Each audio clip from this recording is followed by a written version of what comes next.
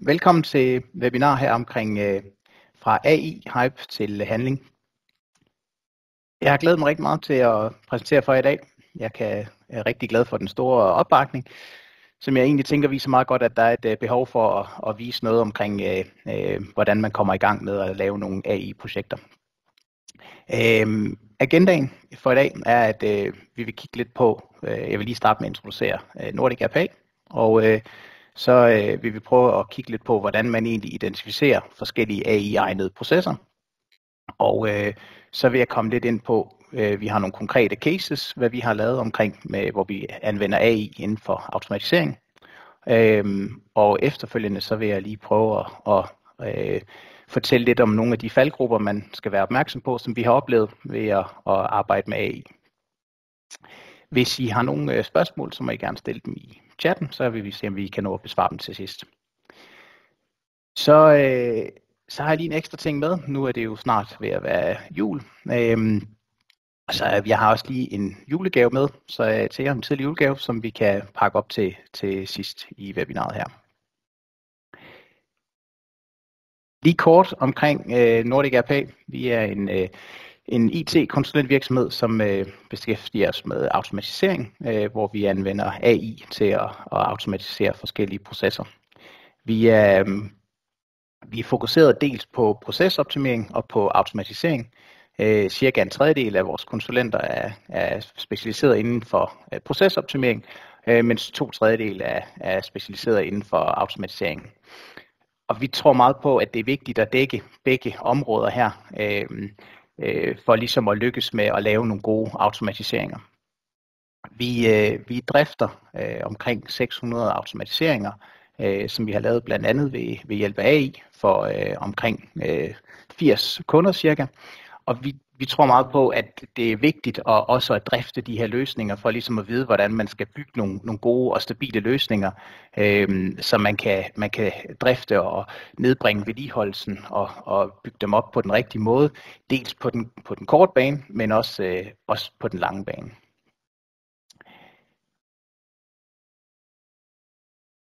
Godt, så hvis vi skal prøve at kigge lidt på, hvordan vi egentlig går til opgaven med at prøve at scope og identificere forskellige processer inden for AI. Så det vi egentlig har oplevet og har set mange virksomheder gøre, det er lidt, at de siger, at nu er der en ny teknologi, der er nogle nye muligheder, og så fokuserer de meget på det og siger, hvad kan vi med den her teknologi?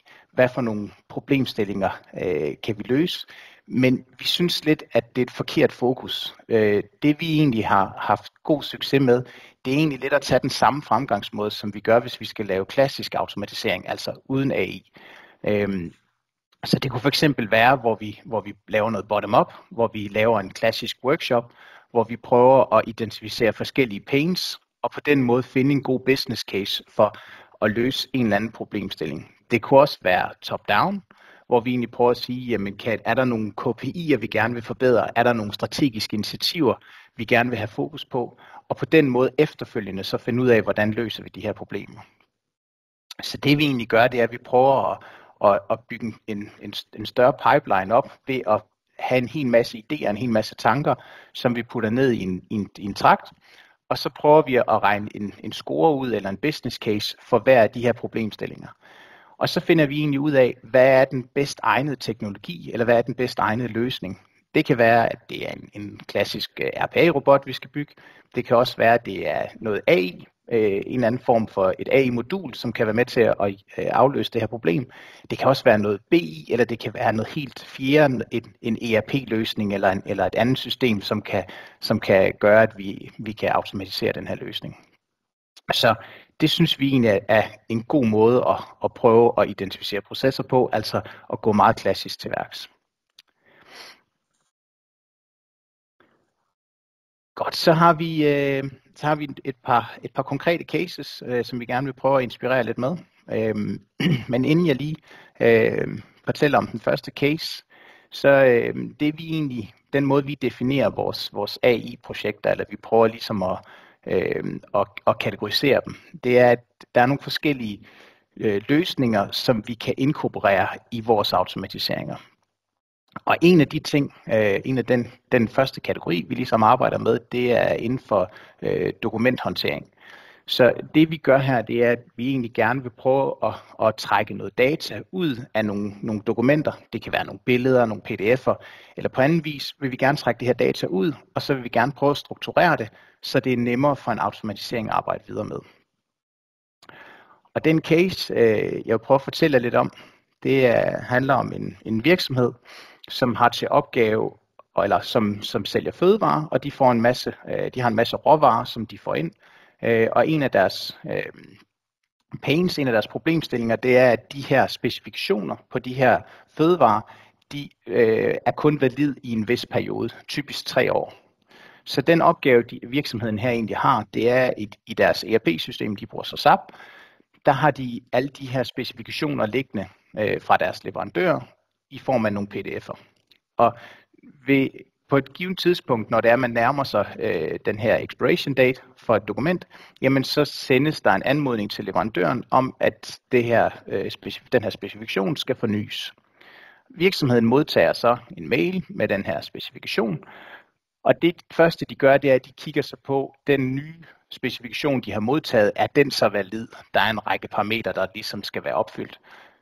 For eksempel så skal den være, så datomæssigt, så må det ikke være en gammel specifikation, der er sendt, og der er en række andre parametre. Hvis det er opfyldt, så går man videre til at sammenligne, ellers så sendes der en ny anmodning til leverandøren. Den her sammenligning består så af, at man har nu fået en ny specifikation, som man skal sammenligne med den gamle specifikation. Der er en række parametre omkring 14, som det er, der er relevant at belyse, hvis der er nogle forskel. Det kan være sådan noget med opbevaring og allergener og indpakningsspecifikationer og form osv. for de her råvarer. Og det er jo meget kritisk, hvis det er, at der lige pludselig er nogle nye allergener i de her fødevarer, så skal kunden her, de skal i hvert fald gøre opmærksom på det i deres indpakning osv. Så det er sådan en typisk tung stare and compare opgave, kan man også kalde det, hvor man egentlig skal sidde og sammenligne 2 dokumenter og se, om man kan identificere nogle forskelle.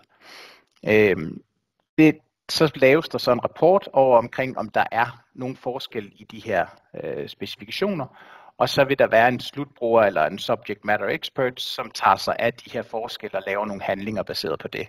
Og til sidst skal der så uploades en ny version til ERP-systemet, som skal udgives, så man ligesom har den nye version for det her råvare udgivet. Så det er både en ret kritisk, men også en ret tung opgave for den her kunde. I og med, at de har omkring 500 leverandører, så er der rigtig mange forskellige specifikationer, rigtig mange forskellige layouts på sådan et dokument her. Jeg har lige prøvet at tage et lille udsnit af 2 dokumenter, hvordan det eksempelvis kunne se ud. Og det I kan se, det er, at det er sådan lidt, der er selvfølgelig nogle strukturer i det her, og heldigvis så ligner de her 2 dokumenter, vi skal sammenligne, der ligner strukturerne lidt hinanden. Men 2 leverandører imellem, så kan det være et helt andet layout. Og tidligere så har man måske forsøgt sig med at løse nogle opgaver her med at lave noget regex, hvor man har bygget nogle templates op, for ligesom at se, om man kunne trække dataen ud på samme måde hver gang. Men det er en metode, som kan være meget tung at vedligeholde, for hver gang, at de her pdf'er de ændrer sig en lille smule, jamen så bryder det måske selve logikken, og dermed kan man ikke trække det data ud, man forventer. Det vi også har set, der har vundet lidt ind, eller i hvert fald at hen over de sidste par år er noget, som virksomheder har forsøgt sig med, det er at anvende nogle machine learningsmodeller til at genkende nogle mønstre i de her forskellige dokumenter, og på den måde kan træne en machine learningsmodel til at trække data ud med. Men det har også vist sig at være en ret tung opgave at komme i gang med, fordi det kræver, at man har dels et rigtig stort datagrundlag for at træne en model, og det kræver også rigtig meget arbejde at sidde og label de her dokumenter, hvor man først skal sige, at her der har du den her information, og her har du et allergene, og her har du udløbsdatoen osv. osv. Så det kan faktisk tage rigtig lang tid at bygge sådan en automatisering op. Så det vi gør i stedet for, det er egentlig, at vi anvender en LLM, en Large Language Model. I kender det for eksempel ChatGPT, det er også en Large Language Model. Og det vi så egentlig gør, det er, at vi trækker alle karaktererne ud af de her dokumenter, og så anvender vi simpelthen den her Large Language Model til at identificere de parametre, vi skal bruge for de her dokumenter. Den meget skarpe lytter her og seer har måske opdaget, at der er en lille forskel lige her, ved hvor der står 50 og 40, og det er egentlig noget af det, som den her virksomhed har til opgave for at identificere, altså de her små forskelle, der er i det her dokument. Og det vi så er i stand til med vores løsning, det er egentlig at highlighte de her forskelle, der er, ved at lave en rapport. Så det er egentlig her, at vores LLM, den ligesom går ind og siger, jeg sammenligner det her, og så genererer jeg den her rapport til slutbrugeren, sådan så de nemt kan tage actions på de forskelle, der er. Og lige præcis for det dokument, eller de 2 dokumenter, I så heroppe, så den her rapport, vi har sat op, det er på den her måde, hvor vi har de forskellige detaljer, der bliver trukket ud, de forskellige parametre, men det kunne sådan set være hvad som helst, vi prøver at trække ud af de her dokumenter. Nu er det jo nogle parametre, der er relevant for den her opgave, som for eksempel shelf life, og hvorhen kommer det her produkt fra, osv. Og det automatiseringen så viser, jamen det er, at det er noget omkring food packaging, hvor det er, at det er her, der den her forskel, den har fundet på de her 40 og 50 micron blue. Så det er nemt for brugeren at her tage action på at sige, nu har vi fået en ny specifikation, hvor der er nogle forskelle, og der skal tages en action, før det er, at vi kan frigive den nye specifikation her i vores ERP-system. Så det er sådan en opgave, hvor vi har anvendt et AI-modul, som vi har bygget op, og har egentlig løst en automatisering, som ville have været svær at løse med noget klassisk RPA eller en anden machine learning-model.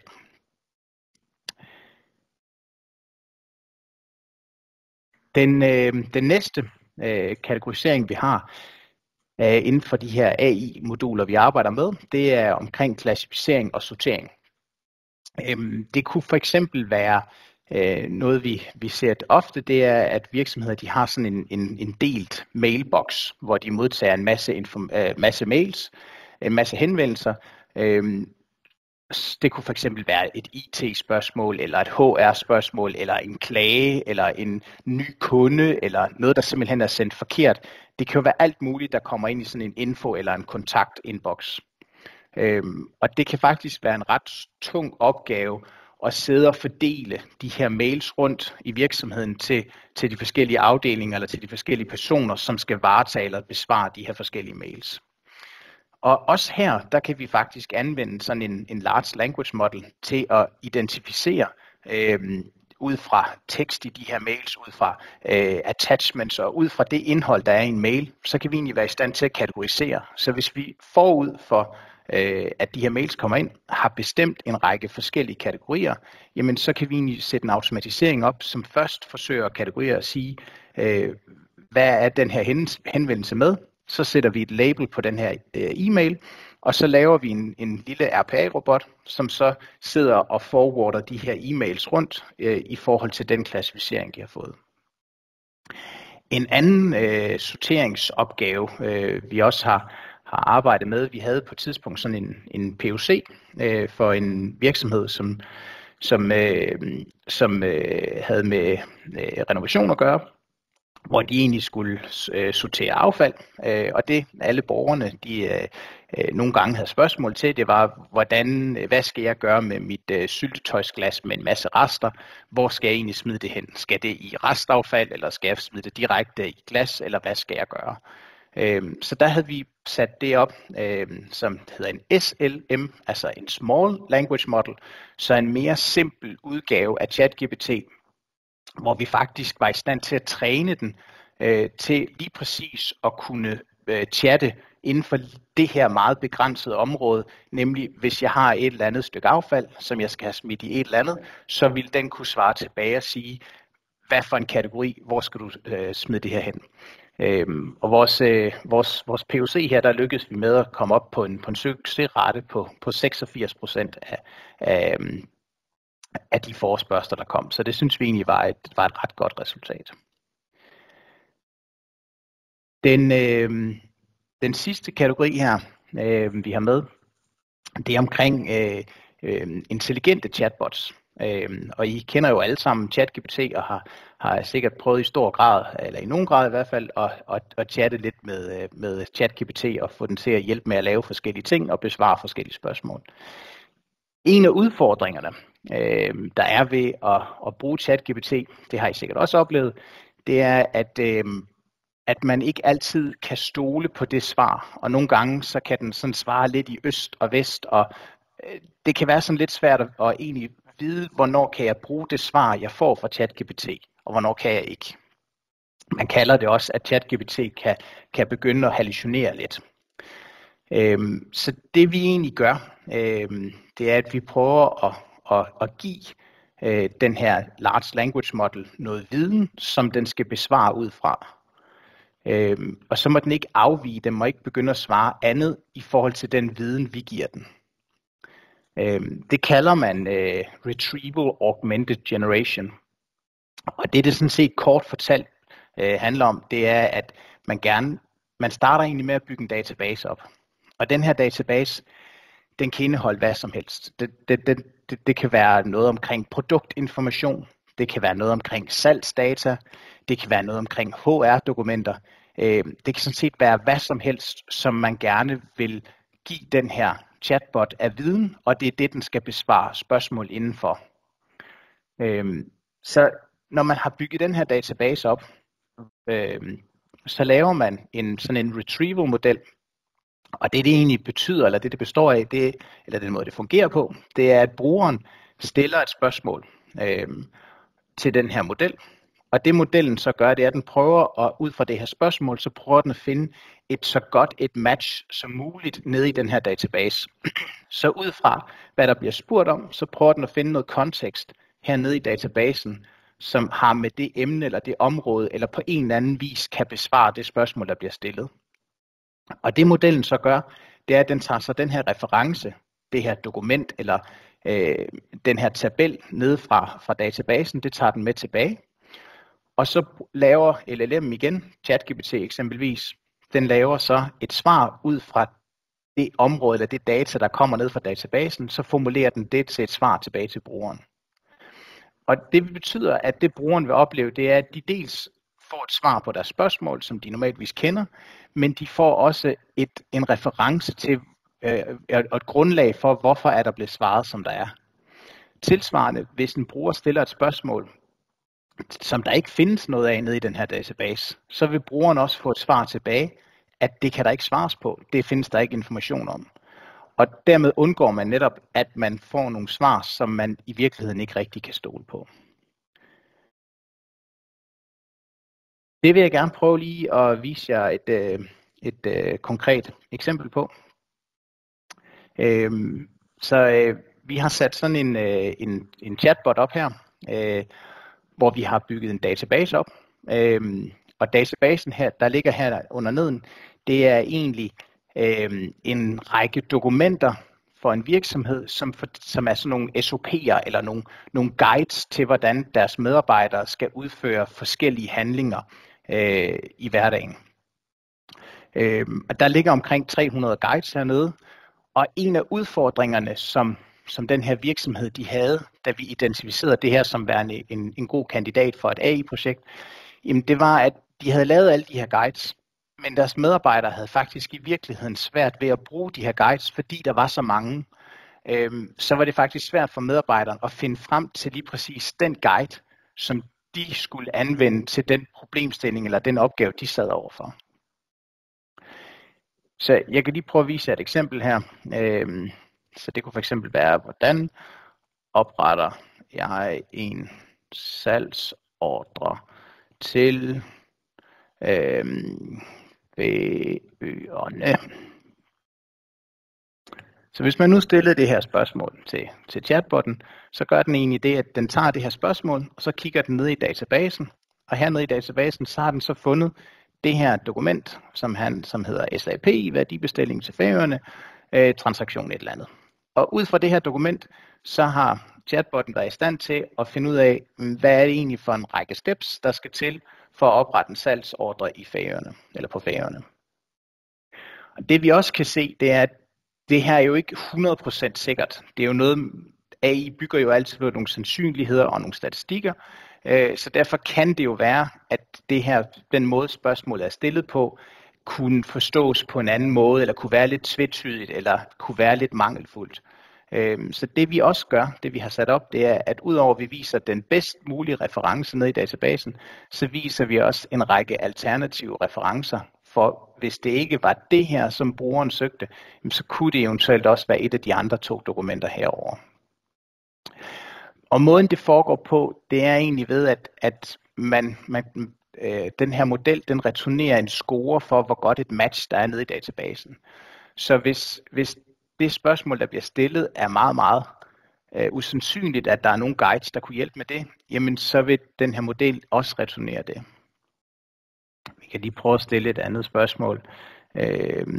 Hvordan opretter jeg et kundenummer i SAP?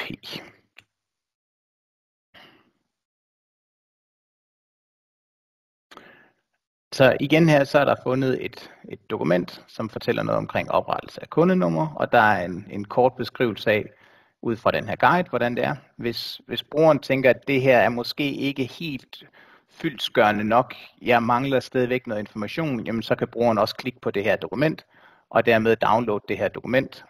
Så kan de gå ind og se nogle screenshots også, og så videre af, hvordan de her steps skal udføres, hvis det måtte være en større hjælp. Nu er det jo som sagt også jul, så vi kan jo lige prøve at spørge modellen her. Kan vi måske prøve at sige, kommer julemanden den 24.12.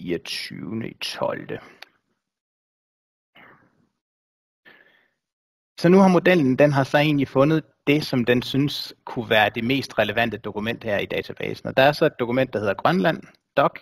Jeg formoder, at det handler lidt omkring noget med kunder på Grønland. Og det har modellen her altså vurderet som værende et match, der eventuelt kunne fortælle noget omkring, om julemanden kommer den 24.12. Men det man også kan se, det er, at når man så lige kigger lidt dybere, så kan man se, at den kontekst, der er i det her dokument, det fortæller altså desværre ikke noget konkret omkring, om julemanden kommer den 24.12. Men det var trods alt det her dokument, den følte, at der var det bedste match i forhold til det her spørgsmål.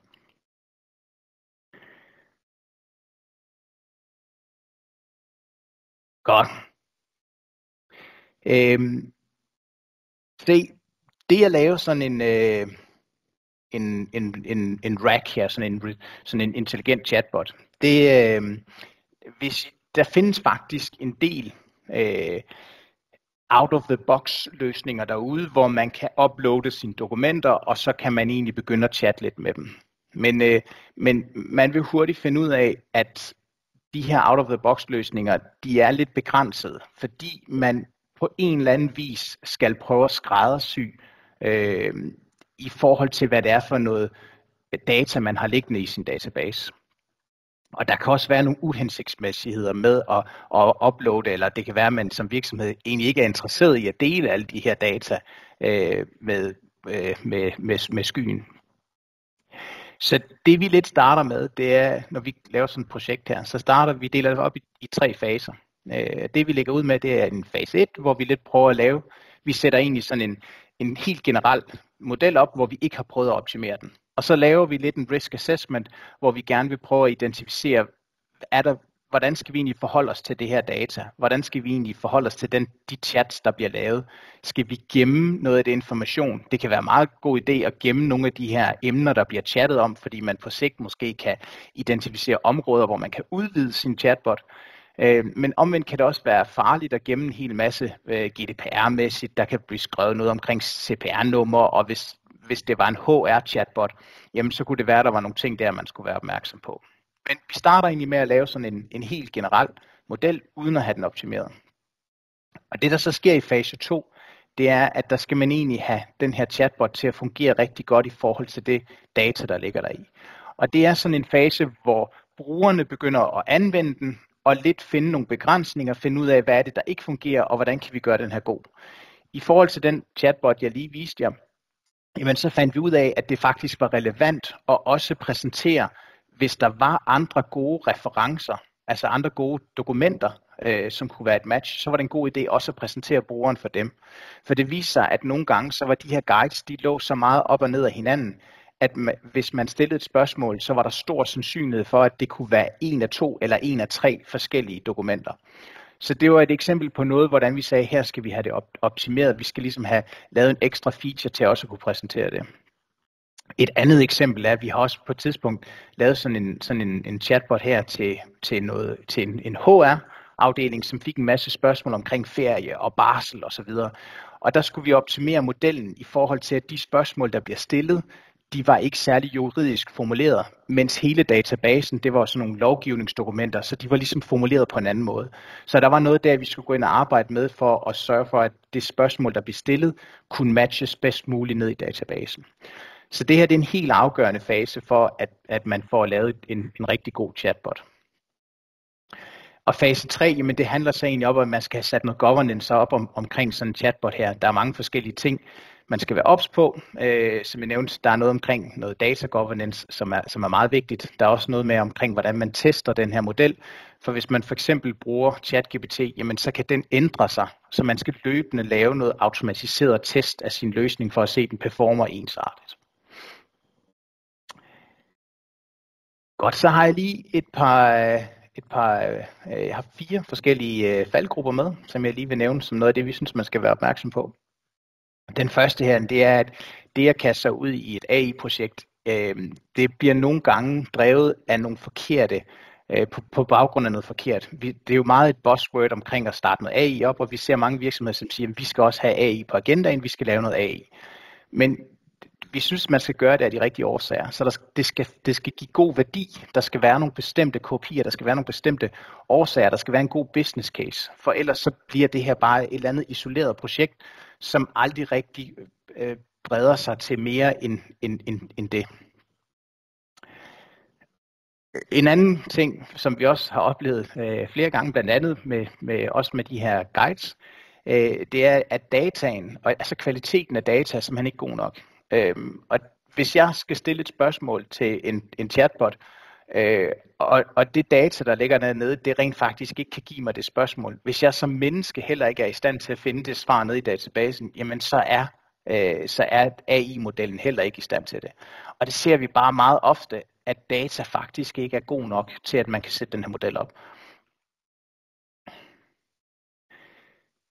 Det næste her, det er egentlig, at de forventninger, man har til sådan AI, det er sådan lidt, at nu kommer der noget, som er lidt magisk, som bare kan lade sig gøre, som kan håndtere alting.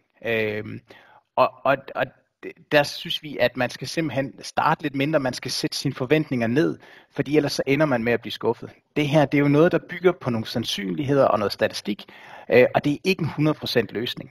Så det er meget vigtigt, at man prøver at definere, hvad er egentlig succesraten for det her AI-projekt? Hvad er det, vi gerne vil opnå? Og man sætter sig nogle realistiske mål, for ellers så ender det hurtigt med, at man bliver skuffet, og man ved første øjekast så siger man, den kan jo ikke det her out of the box, og man skal altså arbejde en del med dem for at få lavet dem rigtig gode. Den sidste ting, jeg har med her, jamen det er egentlig, at man gør det her. Man ser lidt en mulighed, fordi nu er der kommet en teknologi, som kan løse alle mulige ting. Og man undervurderer nemt, hvad det egentlig kræver. For eksempel det her omkring data governance er noget, som man nemt overser, når man starter op på det her. Man er simpelthen ikke opmærksom på, hvordan den her teknologi arbejder med ens data, hvad der bliver lagret osv., hvordan bruger ChatGPT, hvordan anvender Microsoft det, hvad gemmer de af viden omkring os. Så der er mange ting, man skal være opmærksom på, inden man går i gang, og man skal helt sikkert have nogle kompetencer og noget viden omkring det, inden det er, at hvis man skal lykkes ordentligt med det. Godt, jamen jeg havde som sagt en lille gave til sidst, og det vi gerne vil tilbyde jer gratis, kvit og frit, det er, at vi vil gerne tilbyde alle jer, der har lyttet med i dag, en automatiseringsworkshop. Lidt ligesom vi for eksempel kunne, når vi holder sådan en workshop, som jeg nævnte tidligere, hvor vi kan prøve at identificere forskellige kandidater, som kunne automatiseres eventuelt med AI. For at lykkes bedst muligt med at lave sådan en workshop, så vil vi også gerne lægge ud med at lave et 30 minutters virtuelt møde, hvor vi lidt prøver at forstå jeres behov, så vi kan komme og facilitere sådan en workshop her på bedst mulig vis.